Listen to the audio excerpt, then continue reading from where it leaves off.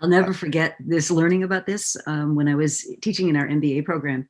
And one of our MBA students went off to work had a summer internship with Disney and came back like totally disillusioned. She's like, oh my God, it's all like Mickey Mouse and guests and, and kumbaya. And we're all singing.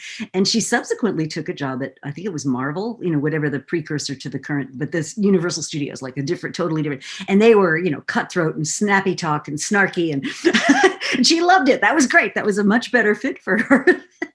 And I thought, two perfectly high performing, very solid companies, but totally different culturally. Well, I mean, that's one of the big questions with Whole Foods and Amazon. We've got cultural overlap, and yet there are distinctive parts of the culture that don't fit that well together. And so the challenge and the ongoing challenge is, how does Whole Foods integrate as well as we can into Amazon while preserving the unique aspects of our culture that make us who we are? And that's why I oftentimes use the metaphor of a marriage when you do a large merger, because in a happy marriage, I've been married 30 years, happily married for 30 years. And if you don't, you change when you get married.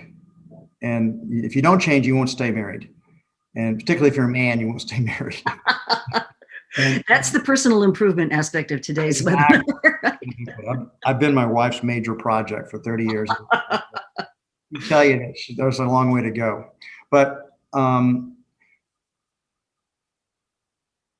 you are going to change in a good merger. And Amazon's not trying to force change on Whole Foods. But we're evolving because we're taking on aspects of Amazon that we admire and that help us making us better. And that's having ripple effects through the culture. But there are other things about Amazon that we are pushing back on, because we see that's a bridge too far. We can't go that far. We'll lose who we are. So it's kind of like, in a good, healthy relationship, there's a me, there's a you, and there's an us. And all three have to be healthy. So when you're acquired, you have to decide which part are you willing to give up to be the larger part of the us, and which part you can't give up, because then you won't be yourself any longer.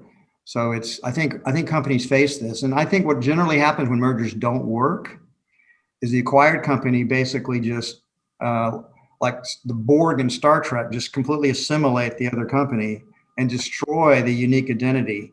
And a lot of the value that they want to get, they'll lose the best people when they do that. They leave. And the unique elements of the culture disappear. And I would say Whole Foods did 23 acquisitions in our history. So I've been on the other side of these a lot of times. And what I've always seen is, I always say we always try to inject the DNA of Whole Foods into the acquired, what was meaning our higher purpose, our core values, and our major leadership principles. And other than that, we didn't try to change them. We realized they were going to add value. They were going to make us better, because they were doing some things better than us, or we wouldn't wanted to buy them in the first place. So that's enabled Whole Foods to evolve. So the acquired companies affected Whole Foods as much, or almost as much, as those that we affected. So like in a healthy marriage, you're both learning and growing together. And the us that you create, the we that you create together, the shared self is healthy and dynamic.